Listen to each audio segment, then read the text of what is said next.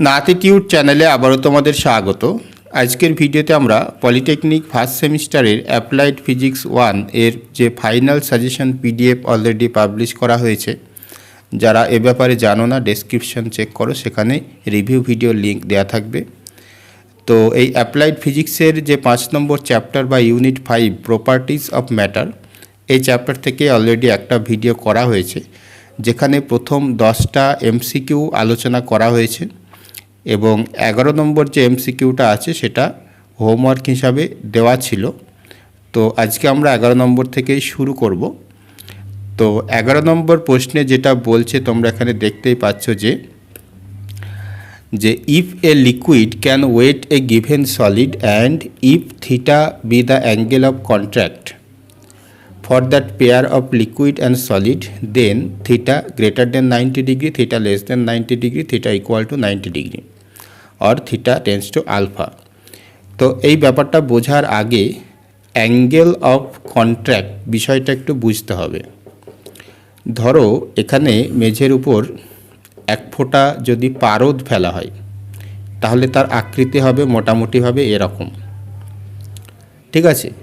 যদি এক ফোঁটা জল ফেলা হয় তাহলে তার আকৃতি হবে মোটামুটি এরকম। যদি এক ফোঁটা কেরোসিন ফেলা হয় তাহলে সেটা এরকম করে ছড়িয়ে যাবে। তো এখন অ্যাঙ্গেল অফ কন্ট্রাক্ট মানে হচ্ছে যে পয়েন্টে এই যে মেঝের সলিড সারফেস এবং লিকুইড সারফেস যে পয়েন্টে জাস্ট স্পর্শ করছে, সেই পয়েন্টে যদি একটা স্পর্শক টানা হয়, এরকম একটা স্পর্শক যদি টানা হয়, তাহলে যে অ্যাঙ্গেলটা সলিডে মানে লিকুইডের মধ্যে দিয়ে যে অ্যাঙ্গেলটা পাওয়া যায়, হ্যাঁ, সেটা হচ্ছে অ্যাঙ্গেল অফ কন্ট্রাক্ট। এটা নয় কিন্তু, হ্যাঁ, এটা মানে লিকুইডের মধ্যে দিয়ে নিতে হবে। একইভাবে এখানে ধরো জল বলছিলাম, এর ক্ষেত্রে লিকুইড অ্যাঙ্গেল অফ কন্ট্রাক্ট হচ্ছে এটা, এর ক্ষেত্রে অ্যাঙ্গেল অফ কন্ট্রাক্ট হচ্ছে এটা। তো এখানে একটা জিনিস হয়তো খেয়াল করবে যে এই যে অ্যাঙ্গেলটা, এটা হচ্ছে কি গ্রেটার দেন 90 ডিগ্রি, এটা লেস দেন 90 ডিগ্রি, 90 ডিগ্রি কম, এটাও লেস দেন 90 ডিগ্রি। তো এখন কোনো একটা লিকুইড কোনো একটা সলিড সারফেসকে তখনই ভেজাতে পারবে, বা ওয়েট মানে কি ভেজানো, তখনই ভেজাতে পারবে যখন এই যে angle of contract less than 90 degree হবে। যেমন ধরো জল কোনো একটা জিনিসের উপর দিলে সেটা সহজেই ভিজে যায়, কেরোসিন দিলে আরও সহজে ভেজে, ঠিক আছে। তো কেরোসিনটা আরও বেশি ছড়িয়ে পড়ে। তাহলে এখানে অ্যান্সার তোমরা বুঝতে পারছো কী হবে, যে কখন এটা ভিজবে, যদি angle of contact less than 90 degree হয়। এই জন্য অ্যান্সার অপশান বি হয়ে যাচ্ছে এখানে অ্যান্সার।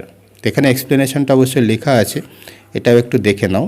কি বলা হচ্ছে যে when the liquid can wet the sides of a solid object, it means that the angle of contact is less than 90 degree.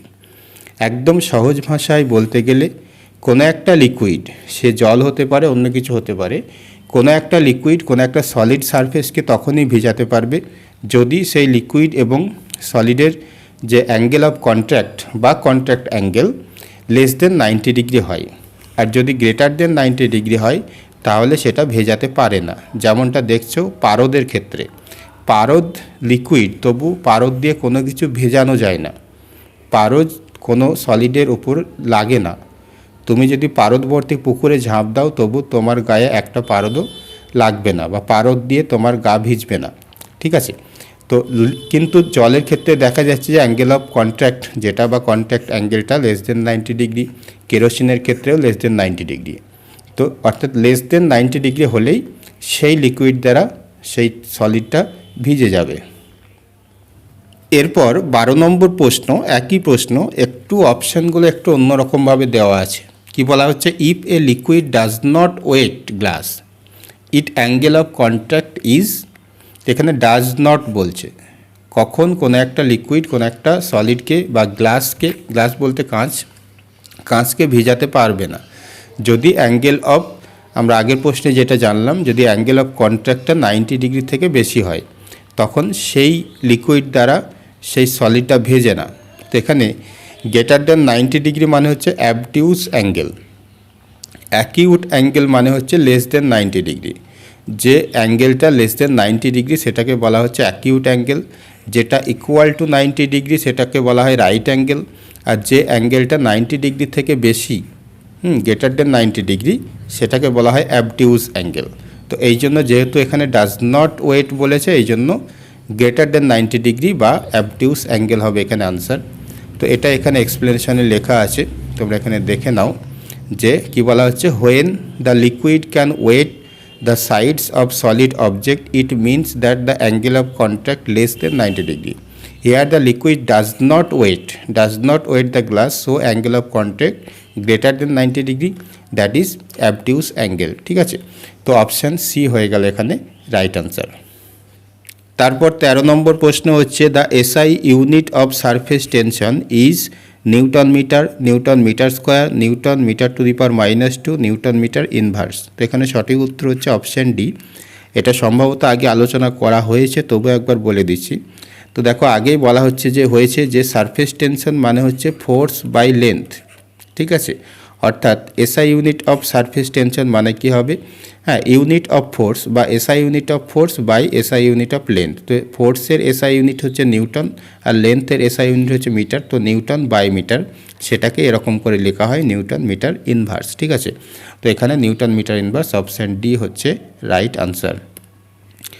তারপর 14 নম্বর প্রশ্নে বলা হচ্ছে, the body of mass 1.5 KG floats in water with 2/3 বা 2/3 of its volume immersed in water. অর্থাৎ কোনো একটা বস্তু, কোনো একটা বডি যার 2/3 অংশ অর্থাৎ 3 ভাগের 2 ভাগ জলের মধ্যে ডুবে আছে এবং তার ওজন হচ্ছে বা মাস হচ্ছে এখানে 1.5 kg. The buoyant force acting on the body, তাহলে বায়োয়েন্ট ফোর্সটা কী, মানে কত হবে। তো এখানে প্রথমত বায়োয়েন্ট ফোর্সটা কী জিনিস সেটা একটা বুঝতে হবে। ধরো এখানে একটা পাত্রে জল আছে, এখানে কোনো একটা বস্তু আছে যার 2/3 অংশ নিচে ডুবে আছে আর 1/3 অংশ উপরে আছে। তো এই যে বস্তুটার একটা যে ওয়েট, সেটা অবশ্যই নিচের দিকে কাজ করছে এবং সেই ওয়েটটাকে রিয়্যাক্ট করার জন্য উপরের দিকে একটা ফোর্স আছে, সেটাই হচ্ছে বায়োয়েন্ট ফোর্স। এই দুটো ফোর্স সমান হয় তবেই এটা এখানে স্থির আছে, না হলে কিন্তু এটা ডুবে যেত। ঠিক আছে, এই জন্য বায়োয়েন্ট ফোর্স মানে হচ্ছে আসলে, বায়োয়েন্ট ফোর্স বলতে আসলে কি, weight of the body. Weight of body, বডিটার ওয়েটের সাথে সমান হবে। তো বডিটার মাস হচ্ছে কত, 1.5। তো ওয়েট মানে কি, ওয়েট মানে হচ্ছে কি এম ইন্টু জি, মাস ইন্টু গ্র্যাভিটি। তো এখানে এম বলতে 1.5 দেওয়া আছে আর জি হচ্ছে কি, যেটা তোমাদের পরিচিত জিনিস 9.8। তো এটাকে গুণ করলে যেটা পাওয়া যাবে সেটা হবে কি 14.7। ঠিক আছে, তো অপশান বি হবে এখানে রাইট আনসার। তো এখানে একটা জিনিস বুঝতে হবে, এই বস্তুটার যা ওয়েট সেটাই তার বায়োয়েন্ট ফোর্সের সাথে সমান। এবার অবশ্যই এক্সপ্লেনেশন এটা করাই আছে, তো এখানে দেখে নাও একবার যে explanation, when a body floats the buoyant force on the body is equal to opposite the weight. Weight যেদিকে ক্রিয়া করবে তার ঠিক অপোজিটে বায়োয়েন্ট ফোর্সটা থাকে। So buoyant force equal to weight of the body. তো কোনো বস্তুর ওয়েট মানে হচ্ছে তার মাস ইন্টু তার মানে যে অভিকর্ষ যে ত্বরণ বা গ্র্যাভিটেশনাল যে ভ্যালু, জি এর যে ভ্যালু সেটা বসিয়ে দিতে হবে। তো এখানে 1.5 এবং 9.8 গুণ করলে 14.7 নিউটন, এটাই হবে এখানে আনসার। তো অপশান বি হয়ে গেল রাইট আনসার। তারপর 15 নম্বর প্রশ্নে বলা হচ্ছে, a body of mass 15 kg, 15 kg ভরের কোনো একটা বস্তু ইজ ড্রপড ইনটু ওয়াটার, জলের মধ্যে ছেড়ে দেওয়া হলো। If the apparent weight of the body 107 newton, 107 newton, then the applied up thrust বা থ্রাস্ট। তো এটাও একই ধরনের প্রশ্ন। তো এখানে 15 কেজি ভরের কোনো একটা বস্তু যখন জলের নিচে ছেড়ে দেওয়া হচ্ছে তখন উপরের দিকে কতটা ফোর্স অ্যাপ্লাই হবে বা আপ থ্রাস্ট প্রয়োগ হবে সেটাই বার করতে বলেছে। তো এখানে এক্সপ্লেনেশনটা আমরা দেখি, তাহলে একবারে কাজ হয়ে যাবে। অ্যাপারেন্ট ওয়েট মানে হচ্ছে কি ওয়েট মাইনাস আপ থ্রাস্ট, অর্থাৎ যখন কোনো একটা বস্তু জলের মধ্যে থাকে বা ভাসমান থাকে তখন তার ওয়েট কমে যায়। দেখবে যে জলের মধ্যে যখন কোনো একটা জিনিস থাকে তখন সেটা অনেক হালকা মনে হয়, তার মানে তার ওয়েটটা কিছুটা কমে যায় তখন। অর্থাৎ জলের মধ্যে ভাসমান অবস্থায় কোনো বস্তুর যে ওয়েট সেটা হচ্ছে তার অ্যাপারেন্ট ওয়েট। ঠিক আছে, সেটা তার অ্যাকচুয়াল ওয়েটের থেকে অবশ্য কম হবে। আর অ্যাকচুয়াল ওয়েট মানে হচ্ছে যেটা বাইরে ফাঁকা জায়গায় কোনো বস্তুর যে ওয়েট সেটা হচ্ছে অ্যাকচুয়াল ওয়েট। তো এই যে আপথ্রাস্ট যেটা উপর দিকে ক্রিয়া করছে, তো এখানে অ্যাপারেন্ট ওয়েট মানে হচ্ছে কি ওয়েট মাইনাস আপথ্রাস্ট। তার যে ওয়েট, অ্যাকচুয়াল ওয়েট যেটা নিচের দিকে ক্রিয়া করছিল, কিন্তু আপথ্রাস্ট উপরের দিকে ক্রিয়া করে তার ওয়েটটা কিছু কমিয়ে দিচ্ছে, এই জন্য অ্যাপারেন্ট ওয়েট মানে হচ্ছে ওয়েট মাইনাস আপথ্রাস্ট। ঠিক আছে, therefore upthrust equal to weight minus apparent weight. আপথ্রাস্টটা যদি এদিকে নিয়ে আসো আর অ্যাপারেন্ট ওয়েটটা যদি এদিকে নিয়ে আসো, তাহলে ইকুয়েশনটা দাঁড়াবে এরকম। তো ভেরি সিম্পল। এবার আপথ্রাস্ট মানে তাহলে কি হচ্ছে ওয়েট, কোনো বস্তুটার ওয়েট মানে কি বস্তুটার যে মাস সেটা হচ্ছে 15 কেজি, প্রশ্নে বলে দিয়েছে, আর তার সাথে জি এর ভ্যালু গুণ করে দেওয়া হলো, তাহলে কী থাকছে এখানে 15 × 9.8। আর আপথ্রাস্ট এটাও দেখো প্রশ্নে বলা ছিল 107 নিউটন। তাহলে এখান থেকে এটাকে ক্যালকুলেশন করলে, এটাকে গুণ করলে 147 মাইনাস 107, তাহলে 40 নিউটন। তাহলে এখানে অপশান এ হয়ে গেল এখানে রাইট আনসার 40 নিউটন। ঠিক আছে। 16 নম্বর প্রশ্নে বলা হচ্ছে dynamic lift in aeroplane depends upon Bernoulli's theorem, Pascal's law, Faraday's law, Archimedes principle. তো এখানে প্রশ্নটা যেটা বলতে চাচ্ছি যে ডাইনামিক লিফট, একটা অ্যারোপ্লেন যেভাবে উপরে ওঠে সেটা কোন থিওরির উপর বেস করে হয় বা ঘটনাটা ঘটে। তো এখানে আনসার হচ্ছে অপশান এ বার্নৌলিস থিওরেম। তো বার্নৌলিস থিওরেম পরবর্তীতে আরও বিস্তারিত আলোচনা হবে ছবি দিয়ে, তার ইকুয়েশন দিয়ে, তখন আরও ভালোভাবে ব্যাপারটা বোঝা যাবে।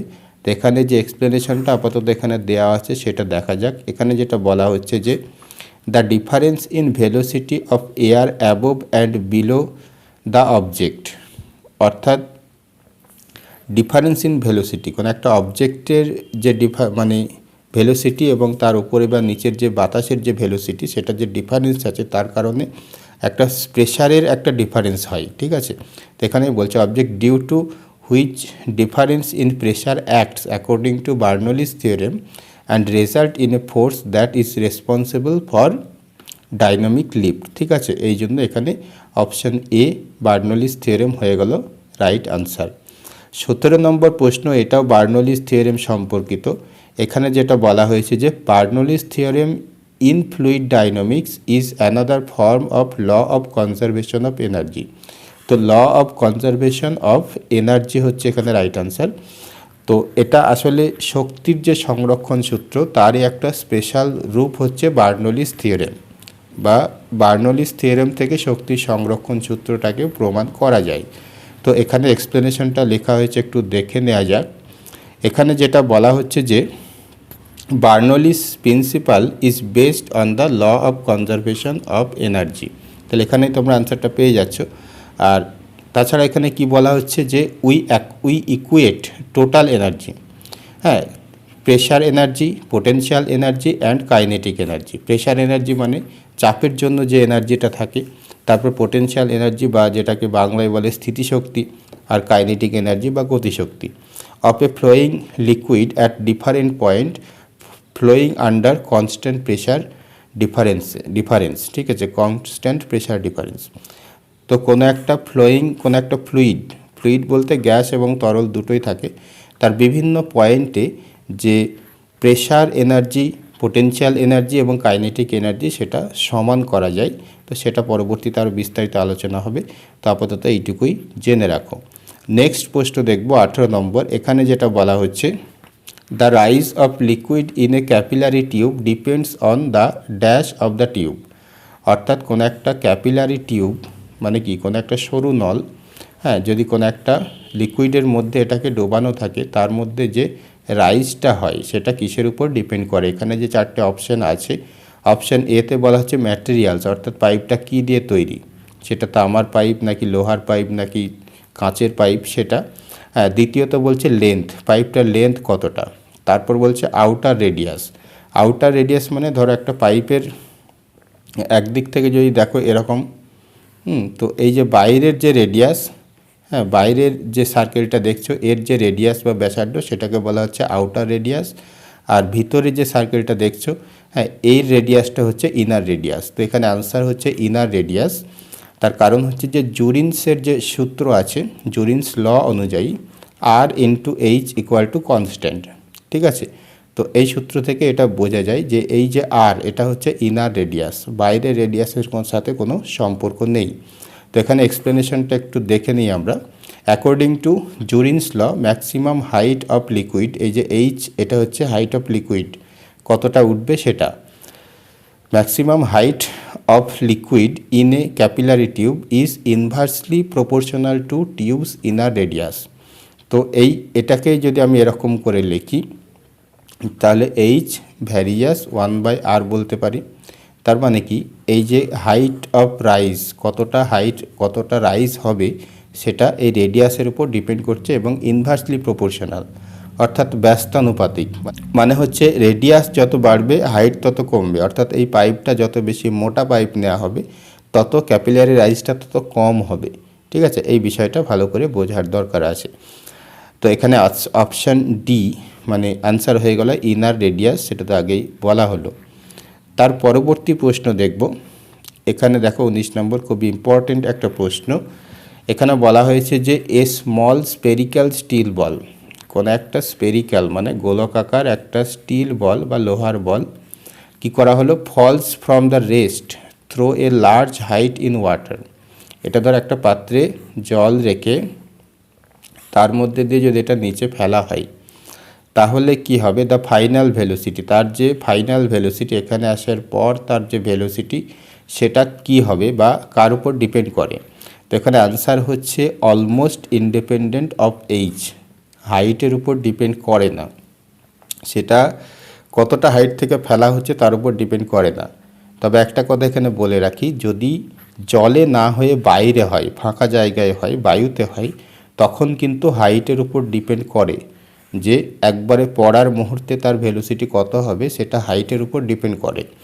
তো এই হাইট যত বেশি হবে পড়ার মুহূর্তে তার গতিবেগটা তত বেশি হবে। কিন্তু লিকুইডের মধ্যে দিয়ে বা ওয়াটারের মধ্যে যদি এরকম ঘটনা ঘটে, কোনো একটা ভারী বস্তুকে ফেলা হয়, তাহলে তার যে অন্তিম যে বেগ সেটা কিন্তু এইচের উপর ডিপেন্ড করে না, সেটা একটা মুহূর্তে গিয়ে কনস্ট্যান্ট হয়ে যায় একটা সময় গিয়ে, কেননা জলের যে একটা বাধা থাকে সেই কারণে। তো এখানে এক্সপ্লেনেশনে যেটা বলা হচ্ছে যে final velocity is attained when resistance of water is equal to force of gravity pulling the object down, অর্থাৎ এটার যে ওয়াটারের যে বাধা বা আপ থ্রাস্ট যেটাকে বলা হচ্ছে বা বায়োয়েন্ট ফোর্স, সেটা তো উপরের দিকে ক্রিয়া করবে, যার ফলে এটা একসময় এর উপর নিট ফোর্সটা কনস্ট্যান্ট হয়ে যাবে, যার ফলে কি হবে, সেটা একটা নির্দিষ্ট ভেলোসিটি অর্জন করবে, তার ভেলোসিটি আর বাড়বে না তখন। ঠিক আছে, এই কথাটা এখানে একটু বুঝিয়ে বলা আছে। তাছাড়া এখানে কি বলছে, since final velocity is almost independent of height, তো almost independent of height option A হয়ে গেল এখানে রাইট আনসার। এবার 20 নম্বর প্রশ্ন দেখো, যেটা বলা হচ্ছে যে a body floats in a liquid content in a beaker, মানে ব্যাপারটা ভালো করে বুঝতে হবে। একটা বিকারের মধ্যে কোনো একটা লিকুইড আছে, জল হতে পারে, অন্য কোনো লিকুইড আছে, এর মধ্যে কোনো একটা বস্তু ভাসছে, ভাসমান অবস্থায় আছে, সেটাই বলছে a body floats in a liquid content in a beaker, the whole system falling freely under gravity. এই পুরো সিস্টেমটা বিকার সহ এটাকে যদি ফেলে দেওয়া হয়, ধরো ছাদ থেকে ফেলে দেওয়া হয়, তো ফ্রিলি ফল করে, তাহলে কি হবে, the upthrust of the body due to liquid is equal to, অবশ্যই 0 হচ্ছে এখানে আনসার, অর্থাৎ এমনি নর্মালি এটা যদি মেঝের উপর রাখা থাকে তখন কিন্তু এর একটা আপথ্রাস্ট আছে, যেটা অলরেডি আমরা আলোচনা করেছি, সেটা হচ্ছে এই বস্তুটার ওয়েটের সাথে সমান। ঠিক আছে, কিন্তু যখন এটা ফ্রিলি ফল করবে, উপর থেকে ফেলে দেওয়া হবে, তখন বস্তুটাও যে অ্যাক্সিলারেশন দিকে নিচে নামছে, পুরো সিস্টেমটাই একই অ্যাক্সিলারেশন দিকে নিয়ে নিচে নামছে। ঠিক আছে, যার ফলে তাদের মধ্যবর্তী আর কোনো নিট ফোর্স থাকবে না, এই জন্য এটা 0 হবে। তো এটা এখানে আরও ভালো করে বুঝিয়ে লেখা হয়েছে, দেখো কি বলা হচ্ছে যে এক্সপ্লেনেশন, আপথ্রাস্ট মানে হচ্ছে কি রো ভি মানে এটা এম মনে করতে পারো, কোনো ব্যাপার না, কারণ এটা ডেনসিটি ইন্টু ভলিউম। ঠিক আছে, ঘনত্ব ইন্টু আয়তন মানে হচ্ছে মাস বা ভর। তো এর সাথে জি মাইনাস এ, জি মানে হচ্ছে অভিকর্ষজ ত্বরণ, এ হচ্ছে বস্তুটার ত্বরণ যেটা নিচের দিকে পড়ছে, হ্যাঁ, তার একটা যে ত্বরণ আছে সেটা। Where a downward acceleration, V volume of the liquid displace, V মানে হচ্ছে কতটা লিকুইড ডিসপ্লেস হচ্ছে, কতটা লিকুইড এটা ডোবানোর ফলে কতটা লিকুইড বেরিয়ে আসতে পারে। ঠিক আছে, আর কি, but for free fall a equal to g. তো এই ইকুয়েশনে এ ইকুয়াল টু যদি জি করে দেওয়া হয়, এটাও যদি জি হয়ে যায় তাহলে ক্যান্সেল হলে কী হবে, জিরো হয়ে যাবে। হ্যাঁ, তো এটাই হচ্ছে সো আপথ্রাস্ট বিকামস জিরো। ঠিক আছে, তো এই হচ্ছে ছোট্ট একটা এক্সপ্লেনেশন। তো এটুকুই তোমরা ভালো করে মনে রাখবে। তারপর 21 নম্বর প্রশ্নে বলা হচ্ছে compressibility of A substance is the reciprocal of its bulk modulus, rigidity modulus, Young's modulus, none of this. তো খুবই সিম্পল একটা কোয়েশ্চেন, এটা তোমাদের হোমওয়ার্ক হিসাবে দেওয়া থাকলো। এটার কি আনসার হবে সেটা তোমরা অবশ্যই কমেন্টে জানিয়ে দিও। তবে বাংলায় আমি একটু বলে দিচ্ছি, কম্প্রেসিবিলিটি এর বাংলা হচ্ছে সংনমতা। অফ এ সাবস্টেন্ট মানে কোনো একটা বস্তুর সংনমতা বা সংকোচনশীলতা, ইজ রেসিপ্রোকাল অফ ইটস মানে কোনটার রেসিপ্রোকাল বা অনন্যক। প্রথমত আছে কি বাল্ক মডিউলাস বা আয়তন বিকৃতি গুণাঙ্ক, তারপর আছে রিজিডিটি মডিউলাস বা দৃঢ়তা গুণাঙ্ক, তারপর আছে ইয়ং মডিউলাস বা ইয়ং গুণাঙ্ক, নান অফ দিস। তো এর মধ্যে কোনটা আনসার হবে একটু তোমরা অপশান নাম্বারটা কমেন্টে জানিয়ে দেবে। আর আরও অনেক প্রশ্ন এই চ্যাপ্টার থেকে আছে যেগুলো পরবর্তী পার্টে আলোচনা হবে। এই জন্য চ্যানেলে যারা নতুন আছো এখনও চ্যানেলটাকে সাবস্ক্রাইব করোনি, অবশ্যই চ্যানেলটাকে সাবস্ক্রাইব করে রাখো। তোমাদের অন্যান্য চ্যাপ্টার, অন্যান্য সাবজেক্টের যে প্লেলিস্ট সেগুলো এখানে দেওয়া হয়েছে এন্ড স্ক্রিনে, এখান থেকে তোমরা সেগুলো দেখে নিতে পারবে। তো আজকের মতো এই পর্যন্তই।